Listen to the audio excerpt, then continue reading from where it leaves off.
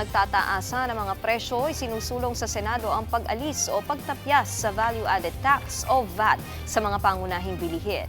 At live mula sa Marikina Public Market, nasa frontline ng balitang yan, si Bea de Guzman. Bea, bago ko kumustahin ang presyo dyan sa palengke, ano ba muna ang saklaw nitong isinusulong na VAT exemption?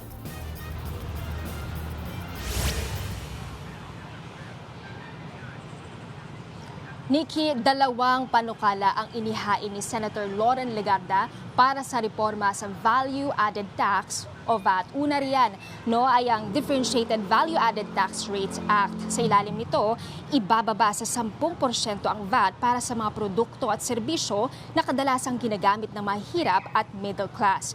Habang mananatili naman ang 12% VAT sa luxury goods gaya ng mga mamahaling damit at alahas at iba pang high-value asset gaya na lamang ng mga fine art at mamahaling sasakyan, mga sin product gaya ng alak at sigarilyo, mga paputok at premium real estate. Ang pangalawang panukala naman, Nikki, ay ang Murang Bilihin at Serbisyong Medical Act. Nakasaad dito ang tuluyang pag-alis sa VAT sa mga produkto at serbisyo sa pang-araw-araw.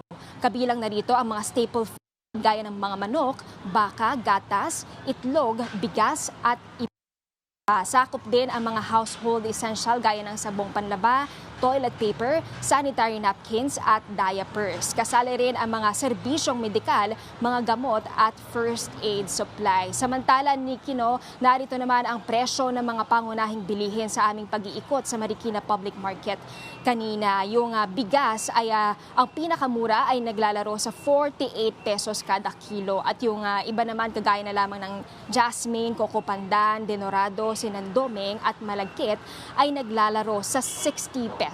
Pinakamura na dyan yung sinandoming na 55 pesos per kilo. At yung mga presyo naman ng manok ay nasa 120 pesos kada kilo. Ang baboy laman ay nasa 320 pesos per kilo.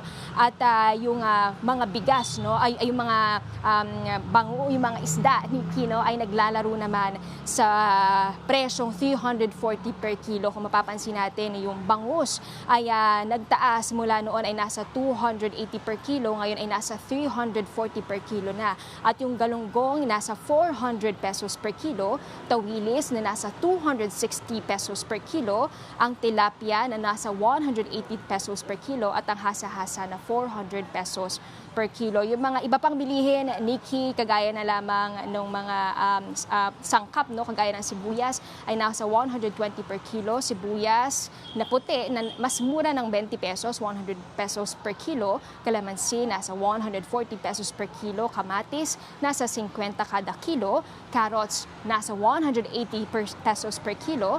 Repolyo, nasa 70 to 80 per kilo. At ang mantika naman ay nasa 110 pesos per kilo. Nikki, nagbabala naman ang BTI na yung mga negosyanteng mahuhuli ay pananagutin, lalo na yung mga nag-hoard na mga pangunahing bilihin sa gitna ng giyera sa Middle East. Yan muna, balik sa iyo, Nikki. Maraming salamat, Bea de Guzman. Mga kapatid, Nikki de Guzman po. Para sa pasada ng mga rumaratsyadang balita, mag-follow at mag-subscribe na sa social media pages ng News 5.